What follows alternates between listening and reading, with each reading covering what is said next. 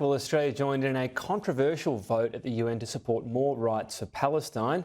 As it was reported last night on Shari, this was effectively a captain's call by the Prime Minister, Anthony Albanese. Joining me live is Greg Sheridan, foreign editor at The Australian. Thank you for your time.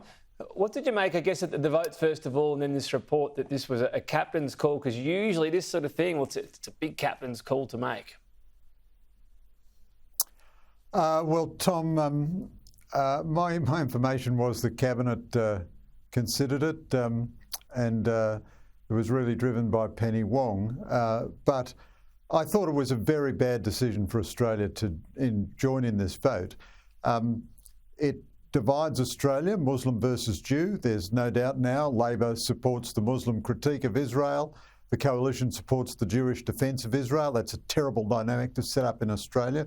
Completely unnecessary because the vote achieves absolutely nothing. The other thing, Tom, really is the debate in Australia has become very weirdly detached from reality. You cannot create a two-state solution other than one which is negotiated by the two parties. If there's a Palestinian state on all of the land of the pre-1967 borders, that includes a sight line on Tel Aviv Airport. You'd need one mortar rocket to shut down Tel Aviv Airport and to shut down Israel. That would necessitate Israeli military intervention. So a Palestinian state, unless it eradicates terrorism, would last for one day, and then the Israelis would have to invade it, or their own state would become non-operational. These are just hard, intractable realities. That's why the conflict has never been solved up till now. And, you know, the final thought is if the Palestinians won't negotiate those realistic limitations, and they've got a million unrealistic demands before they start negotiations, it's just madness. It's just the politics of undergraduate gesture to support a resolution like this. And it rewards Hamas because it punishes Israel as a result of the October 7 terrorist outrages. We've got Hamas fighters re-emerging, according to multiple reports, in the north. So when we look at Netanyahu's stated aim to eliminate Hamas's military capability, does this show that that's basically an impossible task? Well, Tom, that is a very difficult task for Israel, a very, very difficult task.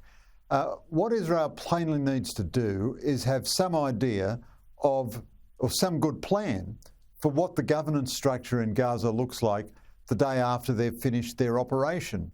Now, I've interviewed Netanyahu more than any other Australian journalist, and historically I think he's made a big contribution to Israel. But I think it is dysfunctional for Israel to still have him at the top, because even if he is waging this battle for the best of reasons, it looks as though he's doing it to stay in office, because while the battle is raging, all the legal actions and political actions against him and his need to take moral and political responsibility for allowing the October 7 tragedy to occur, all of that is postponed. Now, how Israel goes about setting up a governing structure in Gaza, I don't know, but they plainly need to get something organised, and there's been a lack of coherent narrative from Israel. So, you know, I'm identified as a supporter of Israel, I am, but like everyone else, I'm not uncritical of Israel. There are big, big challenges in Gaza and a terrible humanitarian tragedy. The lion's share of the moral responsibility for that lies with Hamas, and they could have a ceasefire tomorrow if they would release 33 hostages.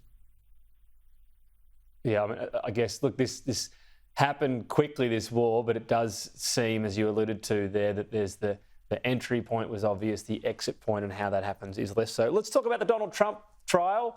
Michael Cohen, the fixer, is how he describes himself. What have you made of this? Because it's not exactly what Trump's used to in his sort of, you know, style of debate and so on. He's gagged, he's sitting there slumped in the courtroom. Is this something he just wishes was over now? I'm sure he does, Tom. But on the other hand, it doesn't, very weirdly, everything about Trump and politics is weird. It doesn't seem to be hurting him at all in American polls. I mean, overnight there's a real clear politics aggregate of polls, and in every swing state except Michigan, Trump is 6 or 7 points ahead, and in Michigan he's 1 point behind. this is humiliating for Trump. He has to sit in a courtroom and listen to all these sordid details of his tryst with Stormy Daniels, or the alleged tryst, being played out in court. I think Trump is a seamy and sordid character, but I think the Biden presidency is unravelling, and this prosecution itself is unravelling, and all the other prosecutions against Trump are unravelling. So Trump is not being charged with having a low-grade sex life with Stormy Daniels. He's being charged with a weirdly abstruse charge that he recorded the hush money as a legal expense instead of a campaign expense, and that might have been against campaign laws. But, it's beyond the statute of limitations. It's a trivial offence. I do think most Americans see this as an abuse of prosecutorial process, and the very fact that 4 big prosecutions were launched against Trump simultaneously makes all of them look like a political put-up job. It's certainly humiliating for Trump. Now, here's a fascinating thing to watch, though, Tom. There's a report that Trump is insisting on testifying. That would be the dumbest thing he could possibly do, and it's always backfired on him in any previous trial.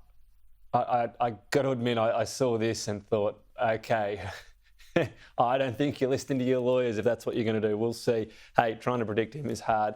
We went to talk about the budget. We've gone over time, Greg. I'm sure you can pour through it and have your thoughts afterwards. Thank you. Thanks, Tom.